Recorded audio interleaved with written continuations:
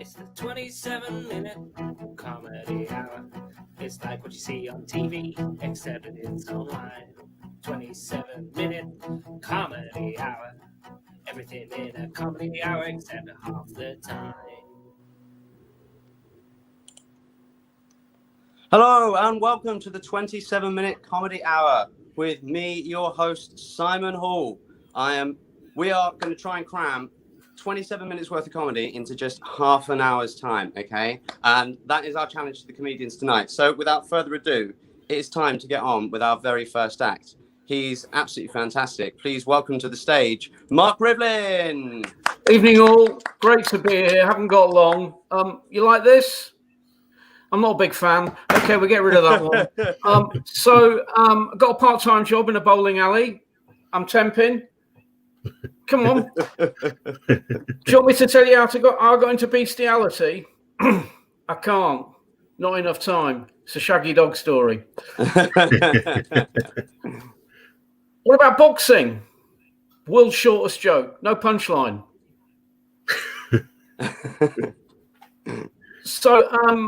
I like picking up blokes at building sites, you know. That's why they call me a jack off all trades.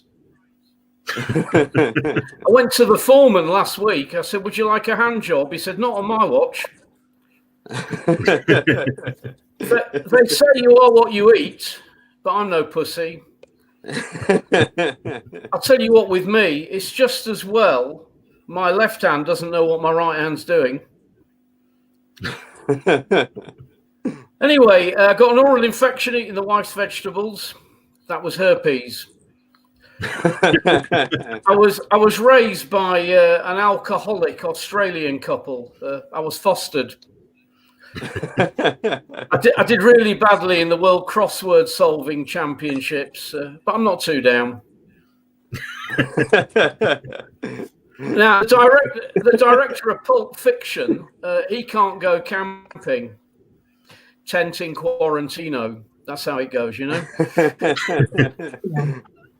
I've got this really good gag about midwives. Got to work on the delivery.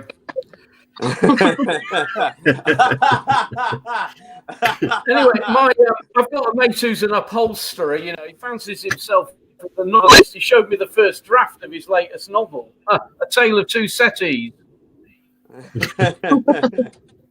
I was in the prosthetic centre in Liverpool last week. Yeah, nice to see everyone taking a knee. I was gutted not to make the high jump team at university. Never got over it. I like to play pranks on the missus. You know, I hid a makeup case last week. She went for lipstick. We called our first child Justin. Reminds us of how he was conceived. Anyway, let's talk about cunnilingus, shall we? I can't get my head around it. I'll say one thing, though. It's a real tongue twister. But a joke like that, it does leave a bad taste. So, Rolf Harris playing hide and seek. Coming, ready or not. Watching the wife park the car, right? It reminds me of my favourite television programme, Curb Your Enthusiasm. What about the guys that built the set for the film Psycho? What a fucking shower. And finally, Alfred Hitchcock. He was a bit of a weirdo, you know. He was circumcised very late in life, and he filmed the whole procedure. It was the director's cut. That's me, Mark Rivlin. Very good. Ladies and gentlemen, Mark Rivlin. Fantastic. What an amazing way to open the show. So we're going to get on with our very first comedy game of the night. Okay, so I've been plying my comedians all week with some news stories. Now, tonight, I'm going to present them with some comments made by people on Facebook, and they're going to have to suggest what these people might have been commenting on. So it's time for Crackpot Comments. Our first comment is, not healthy in front of a younger audience. some of the things they get up to on there, from Birkenhead to Southend-on-Sea and in between. It's not healthy and toxic. So, what are they talking about? I was going to suggest it's footballers hugging their teammates after they score a goal. It's kind of very much hero to zero, kind of Marcus Rashford. Yeah. I like it. I thought it might have been a review of my Tinder dating. I think it's dogging. Could be dogging. Because I found it strange. I mean, I thought it was interesting that they went from Southend-on-Sea to Birkenhead, because I got it up there, and that's a weird way to divide up the country, isn't it? Like, if I'm perfectly honest. And what's even weirder is that Apple Maps has suggested a route with fewer turns. What's going on there? Okay, then, if this will help you out, maybe, what about this one? TikTok needs to be shut down. It's full of emotionally unstable adults. This could be something to do with the resurgence of Fleetwood Mac, maybe. No. I do love Fleetwood Mac. I don't know. What about shagging? Sorry, go on, Mark. I was saying, maybe it's about shagging horses. I was going to suggest this an announcement of where Donald Trump supporters have gone since Parler was shut down. What I found interesting about this is a Facebook comment, but typing things out in block capitals is surely the behavior of an unstable adult, isn't it? Can I press you for a right answer? What story was this in connection with? Does anyone know? So it was in connection this week with a story of some lads who went and got a photo of themselves on the train. On the trains. Okay, so we had this sort of crazy behaviour from them, which ITV took offence to. Yep. So basically, these lads had gone and tried to get the best picture of their car they could, but on the railway lines of a level crossing. Okay, and my question is, was it worth it? Like, would you take the risk to get that shot? Like, really? Does it look that good? I mean, I want that car anyway, and I'm not that impressed by it. It was worth the risk, to be fair, for that car. Yeah, I mean, they did risk. say It looks like it's like gone from TikTok to rolling stock. I think there's a good opportunity for TikTok maybe to sponsor like the the Darwin Awards. Oh yeah, celebrating the people who die in the most stupid way every year. I think that's ideal sponsorship partnership. Oh yeah, absolutely. We can have the TikTok Darwin Awards live. It'd be incredible, right? That would be amazing. People because it is. Because do you remember when selfie sticks came out as a thing, and loads of people died walking off things just looking at their phones? You think TikTok's perfect for that? Did the press interview these lads afterwards? Because if so, it must have been a hell of a car crash interview. Oh, nice. They said that it might get them about 2 years in prison if they catch them, so it would be a negative way for it to have developed. Oh. Love it. And on that fantastically crafted joke there, I'm going to introduce to you your next act of the evening. Ladies and gentlemen, it's Say Floor. Oh, wow. I mean, thank you. It's nice to have a virtual comedy gig. It's been ages, so I feel really off track, and I mostly do improv, so it's weird and not guaranteed that I'm any good. But on the subject of the train and everything, bit off track. But my Maddie, she's trans, and I've kind of had to train her with quite a lot of really bad dad joke, which is random. But it's been fun. We always have the best awful jokes.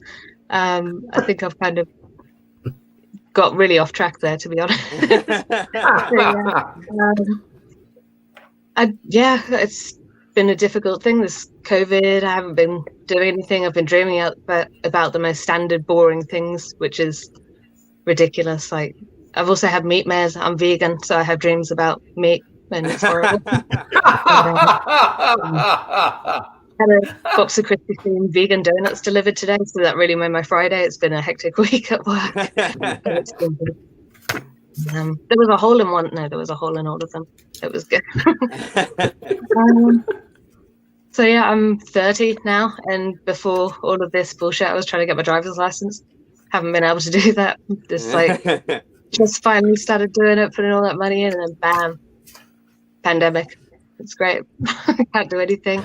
Bought a PA, so one day if we can go out into the world, we can do live events and stuff, which would be fun. But see, if we get there, we'll all have to bring our own mics and sanitize individually and keep distance and maybe have sticks to keep people away from us, something like that. I can lick my elbow. That's a bit of a weird thing. I'm one of the impossible 1% of the population that can lick their elbow if you want to see. There you go. Woo! You don't want to see. I'm double jointed. I'm a stoner, so I've normally got at least one joint on me.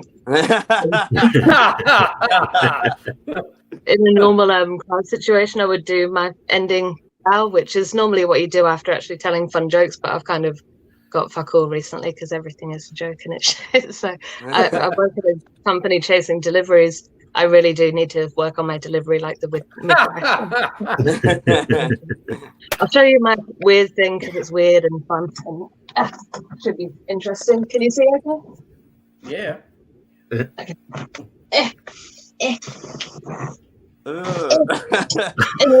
It's how it. But yeah, quite difficult on a spinning chair. It's good fun. Oh, before the lockdown, I also bought 8 new pairs of shoes and have not been able to wear any of them out as much as I would have liked to at all. Everything is against me this year. It's great. But at least we've got virtual comedy. It could be worse. Oh, that's a good time to bring up the ending. Sorry. Oh, perfect. Ladies and gentlemen, say floor! Woo! Oh, and it's floor like the thing you walk on. No, I feel you on the meat dreams. I'm a vegan, and every so often I have like I applaud you. And like, you know, as vegans, we don't like to go on about it, but when we do meet another one, it's like, ooh, exciting. We never meet another one. No, sorry. No.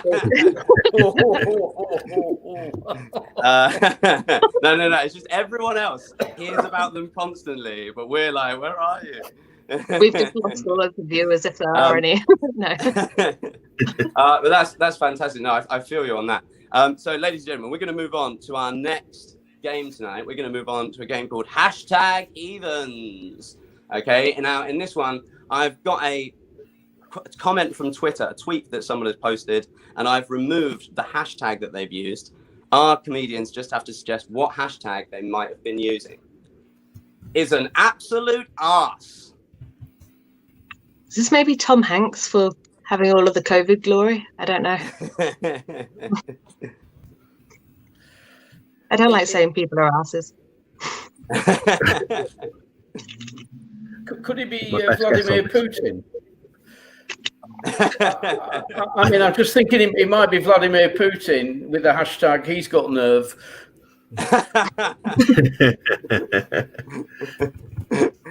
I was going to say, if that was someone saying hashtag Vladimir Putin, that is one brave tweet. Like that is taking a fucking risk right there, isn't it? Like, okay, well, if that one doesn't help you, maybe we can move on to the next one. Okay, are you ready for the next one? Which is, well, colour me surprised. That prick went to Eton.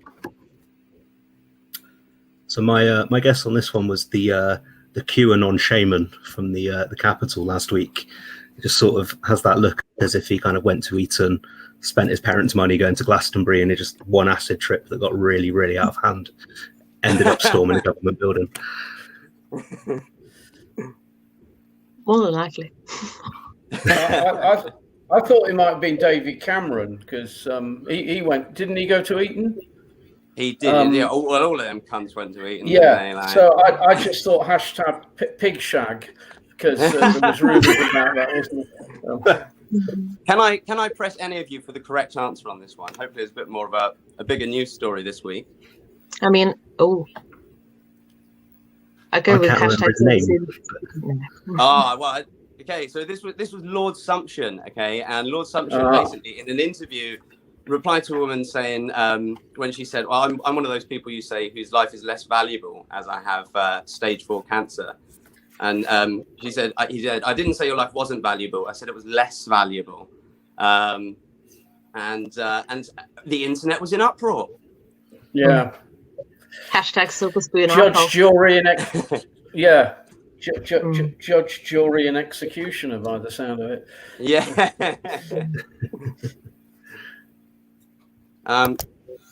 Hearing it though, I really just wanted to find out that his first name was Ass. Oh, Lord Nice. Ass. is that the absolute ass, or is that a different? If the person who did that tweet didn't think of that connection, that joke, man, that was a beautiful coincidence. Excellent. So, well, that gets us onto our main topic of chat for this week. Okay, this week we have seen nearly 4.5 million people get vaccinated in the fight against COVID. Okay, so my question is, how are we feeling about the vaccination program and the government's response to the COVID-19 pandemic? Yeah. Well, I mean, the only good thing I've seen. Sorry, the only good thing I've seen so far is the meme. Sorry. It's just a meme, which you can't really explain a meme, but I hope you know what I mean. It's just a meme with like the COVID-19 vaccine will be rolling out to all the ladies or the fellas, and the Limp Bizkit song, the Rolling song that it saved my year pretty much. It was beautiful. Otherwise, Well, I did my best and I went for a test. So am I vaccine lyrical? it's very good. I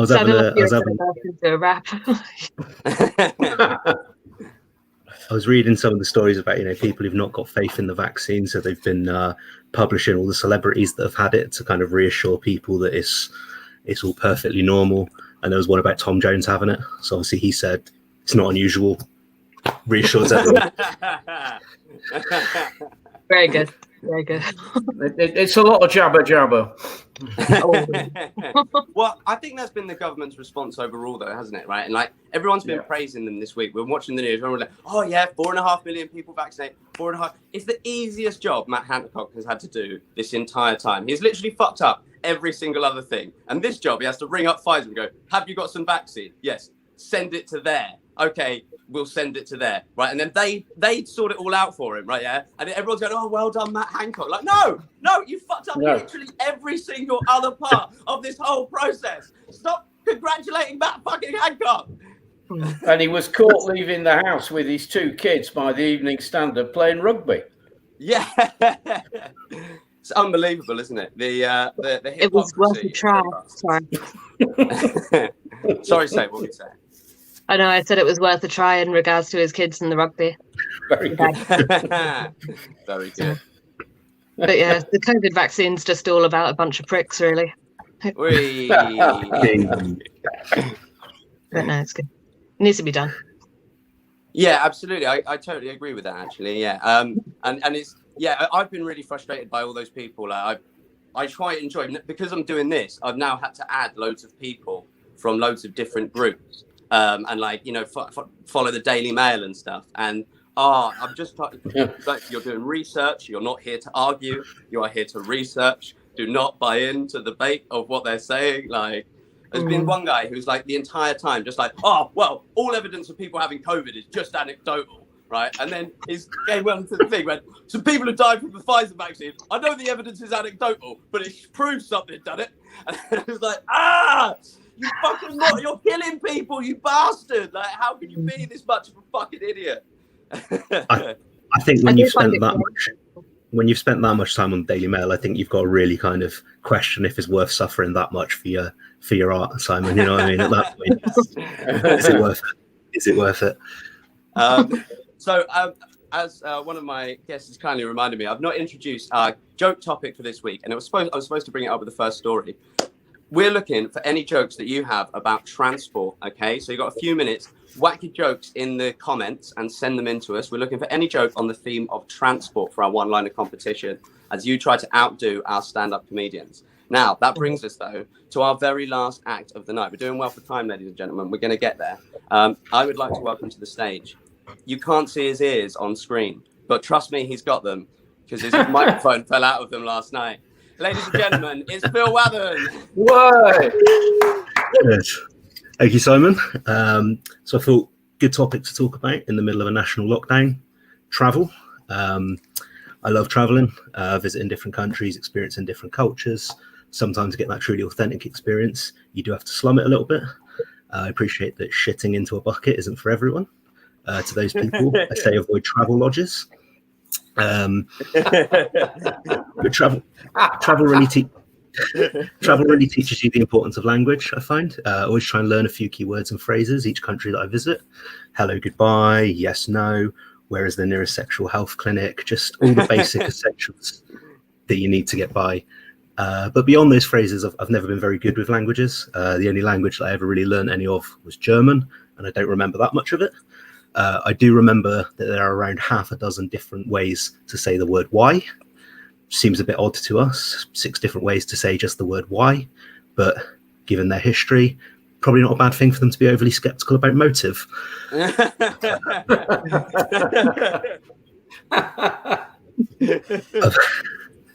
always quite liked the German term Schadenfreude, the idea of taking pleasure in someone else's misery. Always seemed strange that we don't really have a phrase for that ourselves in English. And I can only conclude this because we're too busy taking pleasure in our own misery. How else do you explain a culture where we enjoy queuing so much? But my absolute favourite word that I remember of German is a word that a friend from Berlin once taught me, a word hanger, which effectively is a way of just telling your friends that they need to man up and drink more. Now, I love any culture. I love any culture that not only has a need to repeat that sentiment frequently, but wants to do it with just a single word. Like, that is the ultimate example of German efficiency for you. But so, as I say, I'm not great with languages. So as you can imagine, I've had a few language mishaps on my travels. I was 2 weeks into a trip of Vietnam before a waiter told me that the way in which I've been saying thank you, I had in fact been saying chicken soup. 2 weeks. No one had told me that. No one had brought me any chicken soup. Do I look like someone who's messing around when it comes to food? Come on. I was asking for chicken soup from taxi drivers. I was asking the doctors in the sexual health clinic. I even asked the woman who came to change my shit bucket in the travel lodge. Nothing. So, not the worst language blunder I've had, though. I was in a bar once trying to chat up a German girl using what we've already established. It's a very limited amount of German that I remember. Felt like it was going quite well. She offered to buy me a drink. I don't really handle my alcohol very well anymore. Wanted to decline. I thought, what a perfect opportunity. I'll use my favorite German word that my friend from Berlin has taught me. I'm sure that'll impress her. So I said, "Nein, keine Bier, ich bin Hanger." Sounds pretty smooth, right? Thinking this story probably ends back at her place. Unfortunately, what I came to find out is that the word hanger means something very different in the part of Germany that she was from. It turns out from her perspective, the way that conversation went was, "Hey, would you like a beer?" No beer for me. I can't get an erection.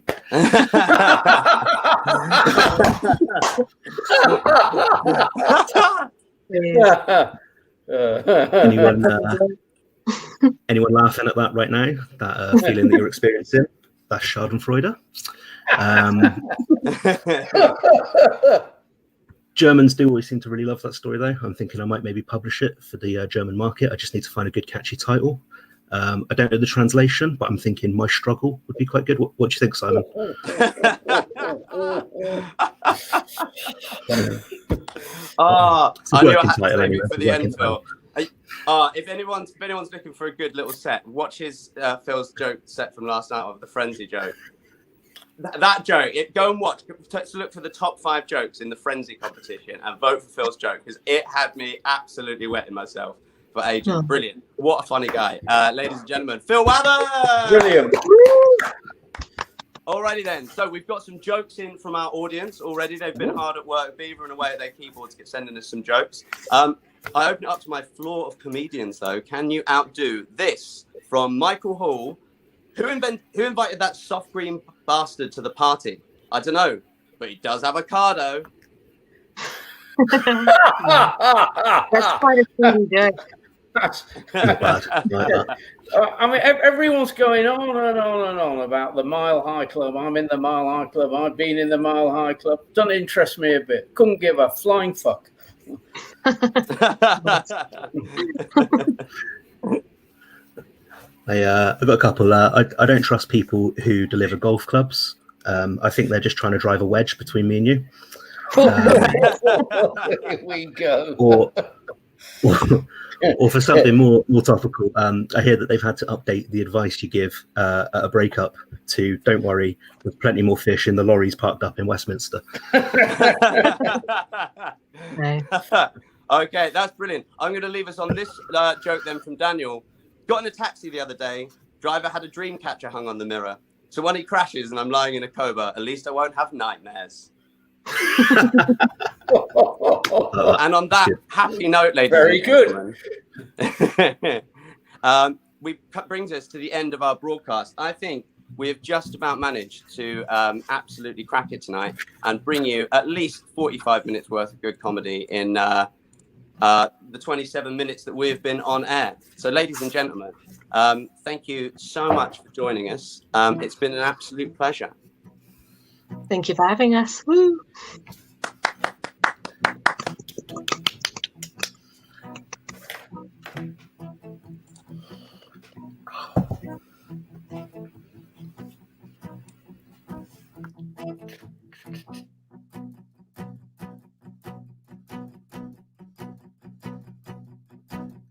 It's the 27-minute comedy hour. It's like what you see on TV, except it's online. 27-minute comedy hour. Everything in a comedy hour except half the time.